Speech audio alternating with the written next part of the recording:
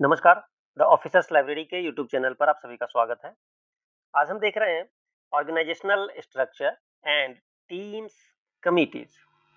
ये चैप्टर ऐसा है जिसका प्रैक्टिकली आपको सब चीज पता होता है, बट एग्जाम में प्रैक्टिकली काम नहीं चलता। उसके लिए थियोरेटिकल नॉलेज की जरूरत होती है। तो चलिए आज देखेंगे ऑर्गेनाइजेशनल स्ट्रक्चर के बारे में। सबसे पहले ये स्ट्रक्चर क्या है, आपको पता है कोई ऑर्गेनाइजेशन का क्या स्ट्रक्चर होता है। जैसे अभी आपने देखा रहेगा हमारे यहाँ हायरार्की होती है। जैसे हमारे यहाँ डीजी है, एफसी है, आईसी है, एमसी है इत्यादि। इस तरह के पोस्ट हैं। अब इनके नीचे कैसे कैसे डिटरमाइन किए गए हैं। जैसे एमसी के नीचे डीएमसी, फिर ये हायरार्की यहाँ से एमएससी की तरफ बढ़ता है। जो मेडिकल सुपरिटेंडेंट होते हैं हॉस्पिटल्स के, मेडिकल सुपरिटेंडेंट के अंदर में उनके यहाँ स्टाफ होता है, नर्सिंग ऑफिसर्स, नर्सिंग ऑर्डरली, वहाँ पैरामेडिकल्स इत्यादि। तो इस तरह से हायरार्की बना हुआ है। अपने डीजे के नीचे देखेंगे यदि तो DG, IC, regional directors, directors हैं, जॉइंट डायरेक्टर्स हैं। इसके बाद देखेंगे DD, AD, SSO, assistant, UDC, LDC, MTS इत्यादि। इस तरीके से हमारे यहाँ कुछ हायरार्की बनाए गए हैं जो कि हमारे ऑर्गेनाइजेशनल स्ट्रक्चर को बताता है। साथ में अब है टीम्स एंड कमिटीज।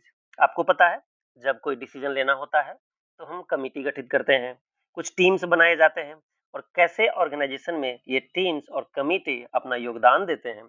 आज हम करेंगे चर्चा इसी बात की। यहाँ से देखेंगे आपके एग्जाम में कैसे क्वेश्चन बनते हैं और प्रीवियस ईयर के क्वेश्चंस भी देखेंगे जो कि आपके एग्जाम में पूछा गया था।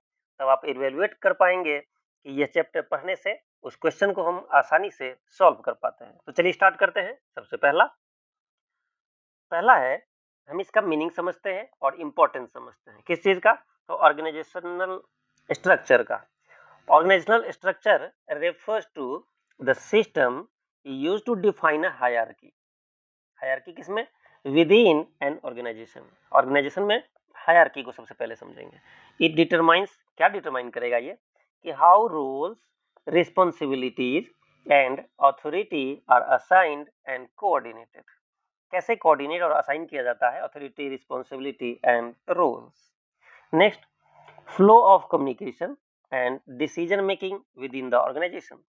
कोई ऑर्गेनाइजेशन में यदि कोई डिसीजन लेने होते हैं तो डिसीजन मेकिंग कैसे किए जाते हैं देखते हैं। सब आगे इंपॉर्टेंस। अब इस चीज का इंपॉर्टेंस क्या है, आखिर हम क्यों इस थ्योरी को पढ़ने जा रहे हैं। Provides clarity in reporting relationship. अब आपको पता है कि हमारे यहाँ जो हायरार्की बनाए गए हैं कि MTS, LDC, UDC, assistant, SSO, इस तरीके से सब हायरार्की में किसका रिपोर्टिंग कौन होगा, रिव्यूइंग कौन होगा, तो इन रिलेशन को क्लियरिटी देता है। इसके लिए हम लोग इस organisational structure and teams committee को पढ़ने जा रहे हैं। दूसरा, helps in effective coordination and control. अब आपको पता है कि हमारे यहाँ डायरेक्टर जनरल कभी भी हायरार्की में सबसे नीचे तक कंट्रोल नहीं कर पाएंगे। इनके कंट्रोल के लिए एक मैकेनिज्म बनाए गए हैं कि किसके कंट्रोल में कौन आएगा नीचे तक। Next, facilitates efficient resource utilisation. अब रिसोर्सेज का बेस्ट यूटिलाइजेशन हो यह भी निर्धारित करता है। Next, enables specialisation and division of labour. Next देखते हैं, अब है टाइप्स। देखते हैं कि टाइप्स ऑफ ऑर्गेनाइजेशनल स्ट्रक्चर, कितने टाइप से स्ट्रक्चर बनाए जाते हैं। हर डिपार्टमेंट में, सरकारी में, प्राइवेट में एक जैसे स्ट्रक्चर नहीं पाए जाते हैं। अब देखते हैं कौन कौन से ऑर्गेनाइजेशन होते हैं और इसका इंपॉर्टेंस क्या है, एडवांटेज क्या है, डिसएडवांटेज क्या है। इसमें पहला है लाइन ऑर्गेनाइजेशन। अब आपके एग्जाम में ये नाम आएगा, लाइन ऑर्गेनाइजेशन क्या होता है, ये किससे रिलेटेड है। तो ये क्या है, ओल्डेस्ट एंड सिंपलेस्ट फॉर्म है। सबसे ओल्डेस्ट एंड सिंपल सा फॉर्म होता है लाइन ऑर्गेनाइजेशन।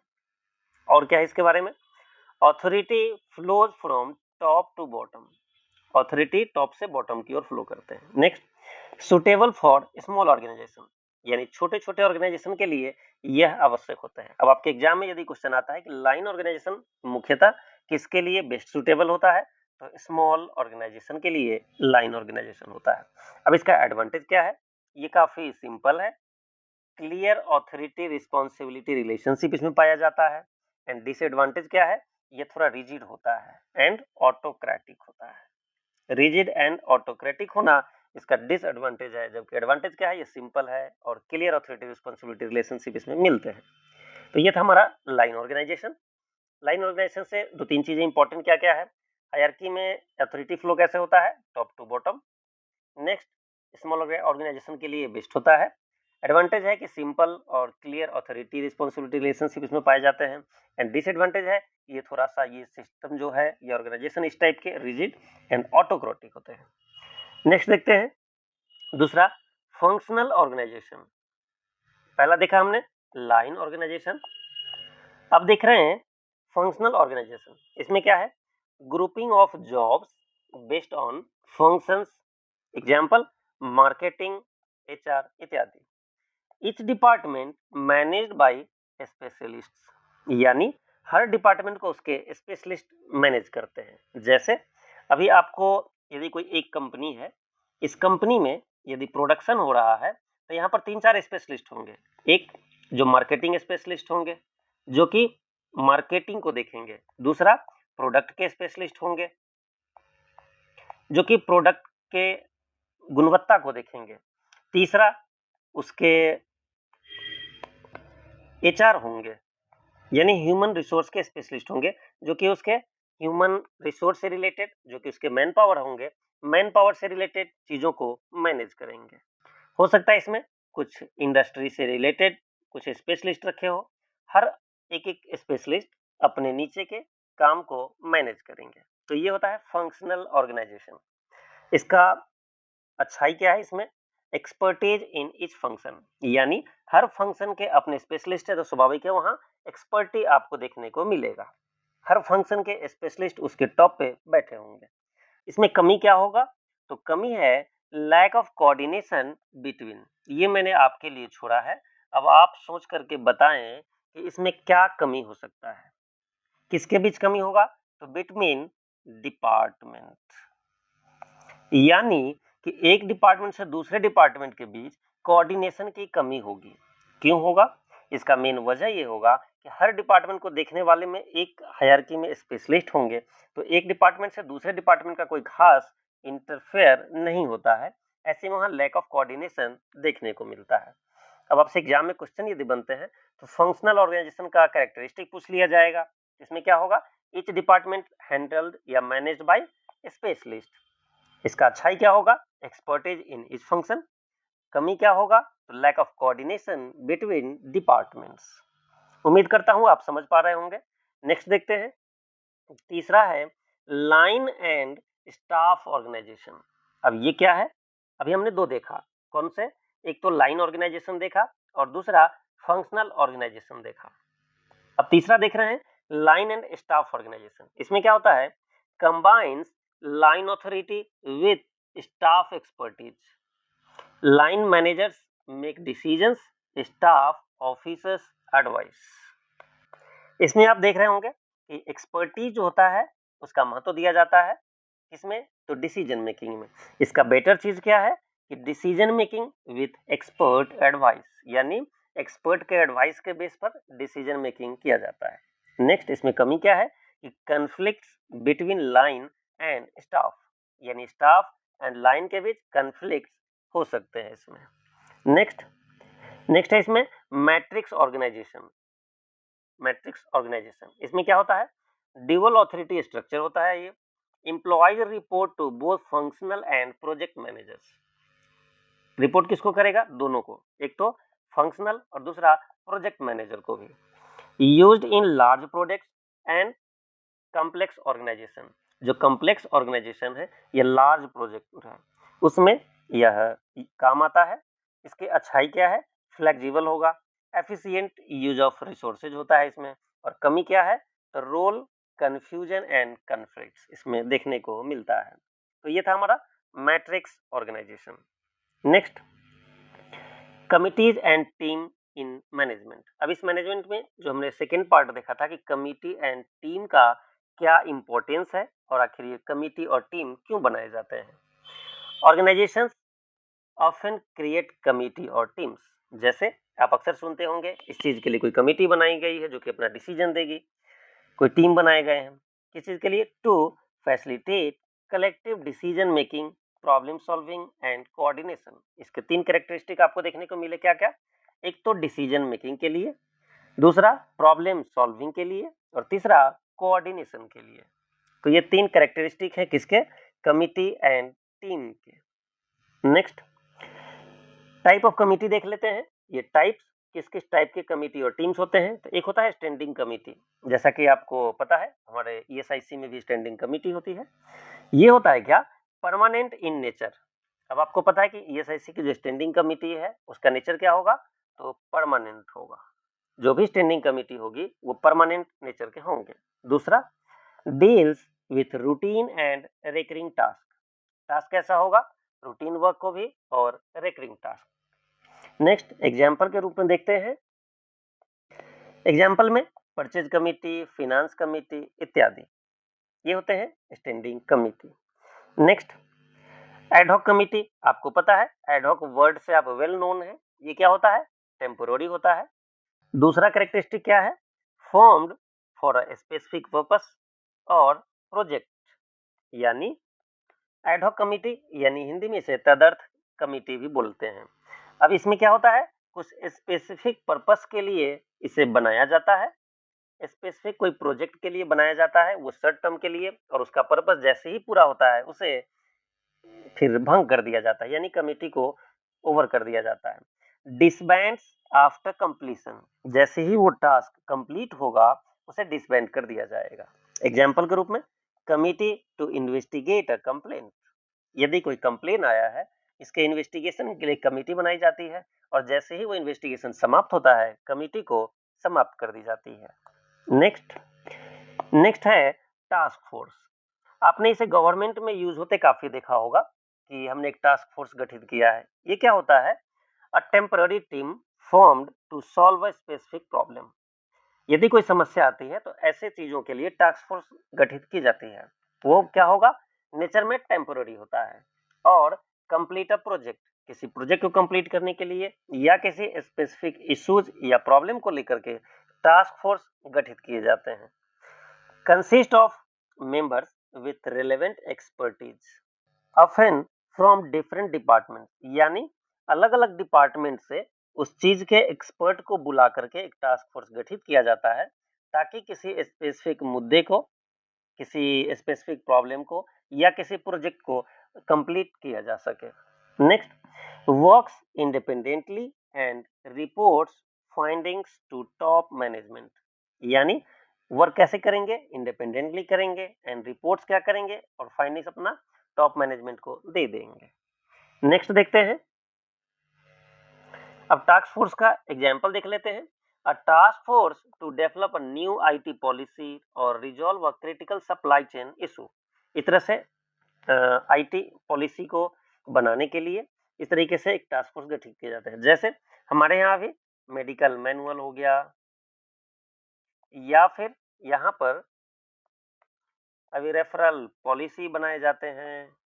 इस तरह से कोई पॉलिसी मेकिंग होती है, इस टाइम में एक टास्क फोर्स गठित किए जाते हैं। नेक्स्ट की फीचर्स क्या है इसके लिए, इसका की फीचर्स होता है cross functional, time bound and problem specific. अब नेक्स्ट देखते हैं क्रॉस फंक्शनल टीम होती क्या है। Members came from different departments, अभी हमने देखा पीछे एचआर से हो सकते हैं, फिनांस से हो सकते हैं, आईटी से हो सकते हैं, मेडिकल से हो सकते हैं इत्यादि। अब नेक्स्ट ये कॉमन होता है किसमें, मैट्रिक्स ऑर्गेनाइजेशन में भी। Encourage diverse perspectives and innovations, इसमें नए नए इनोवेशन पर्सपेक्टिव देखने को मिलते हैं। क्यों, क्योंकि अलग अलग डिपार्टमेंट से एक ही चीजों के अलग अलग एक्सपर्ट होंगे, तो स्वाभाविक है वहां पे हमें इनोवेशंस कुछ देखने को मिलेगा। नेक्स्ट प्रोजेक्ट टीम क्या होता है, formed to complete a defined project, may exist for weeks, months और ईयर्स। एक स्पेसिफिक टाइम के लिए एग्जिस्ट करता है वह प्रोजेक्ट टीम। किसी एक प्रोजेक्ट नाम से ही क्लियर है कि किसी एक प्रोजेक्ट के लिए कोई टीम बनाई गई हो और जैसे ही प्रोजेक्ट कंप्लीट होता है उस टीम को फिर समाप्त कर दिया जाएगा। Disband once the project is completed. Next, quality circle, ये भी काफी यूज होने वाला है। Quality circle, voluntary group of employees. Employees का क्या होता है, ये वॉलेंट्री ग्रुप होता है। इसमें meet regularly to identify, analyse and solve work related problems. जो वर्क रिलेटेड प्रॉब्लम आते हैं उसके लिए रेगुलरली उसे आइडेंटिफाई किया जाता है कि आखिर किस वजह से ये प्रॉब्लम आ रही है, उसको एनालाइज किया जा सकता है कि किस टाइप के प्रॉब्लम्स है और उनका सॉल्यूशन ढूंढा जाता है। तो ये वॉलेंट्री ग्रुप होते हैं किसके, एम्प्लॉयज के। Focused on continuous improvement, kaizen approach भी इसे बोला जाता है, ये नाम आपके लिए इंपॉर्टेंट है। कैजन अप्रोच क्या किससे रिलेटेड है, तो क्वालिटी सर्कल से रिलेटेड है। ये किस पर फोकस करता है, तो कंटिन्यूअस इंप्रूवमेंट। जैसे आपके ऑफिस में भी यदि ऐसे क्वालिटी सर्कल बना दिए जाए तो उससे प्रॉब्लम समाधान ढूंढा जा सकता है। यदि एक रेवेन्यू ब्रांच में इस तरह के क्वालिटी सर्कल बनाए जाते हैं, हर लोग उसे एनालाइज करेंगे कि आखिर रिव्यू में टाइम क्यों लगता है, नोटिस समय से क्यों नहीं इशू हो पाते, या फिर कुछ काफी डिफॉल्टर्स हैं उन पर एक्शन टाइमली क्यों नहीं हो पाते। इस तरह से क्वालिटी सर्कल काम करता है लोकल लेवल पर भी। इसके और कैरेक्टरिस्टिक क्या क्या है, encourage participative decision making. Next, utilise diverse skill and perspectives, improve problem solving and innovation, enhance coordination across। इस तरह से ये सारे फीचर्स है इसके, किसके, तो क्वालिटी सर्कल के। अब क्वालिटी सर्कल आपके बीच में भी इंपॉर्टेंट है, इसलिए ये आसानी से आप इसे याद रख सकते हैं। नेक्स्ट है इसके और कुछ characteristic, decision making may be slow due to group and dynamics, यानी ग्रुप आपके ऐसे डायनेमिक हो गए तो मे बी इसका डिसीजन मेकिंग थोड़ा स्लो हो, बट इसका आउटपुट भी देखने को मिलता है। पॉसिबिलिटी ऑफ ग्रुप थिंक और कन्फ्लिक्ट्स हो सकता है। Role ambiguity in cross functional teams, need for clear communication and leadership. तो ये इसके कैरेक्टरिस्टिक थे इसके क्वालिटी सर्कल के। अब देखते हैं कि इस चैप्टर से जो क्वेश्चन पूछे गए थे, प्रीवियस ईयर क्वेश्चन, इस ग्रुप से क्या क्वेश्चन पूछा गया था last year. A temporary group, अभी हमने देखा एक तो temporary group to solve a problem consisting of the people facing it, यानी जो पीपल इसे फेस कर रहे हैं इस प्रॉब्लम को, उसी में से एक टेम्पररी ग्रुप बनाया जाता है। उसको क्या नाम देते हैं, expert force, task force, external force या फिर इंटरनल फोर्स। अभी हमने देखा इसका राइट आंसर होगा ऑप्शन बी, टास्क फोर्स। अब आप इसे आसानी से समझ गए होंगे। अभी हमने देखा ऊपर कि टास्क फोर्स इसमें से गठित किए जाते हैं, तो जो फेसिंग प्रॉब्लम होते हैं उनमें से, एंड वो टेम्पोररी ग्रुप होता है टास्क फोर्स के रूप में। ये था हमारा प्रिंसिपल्स ऑफ मैनेजमेंट का एक topic, organisational structure, teams and committee. Thank you, फिर मिलेंगे आपसे किसी नेक्स्ट टॉपिक में।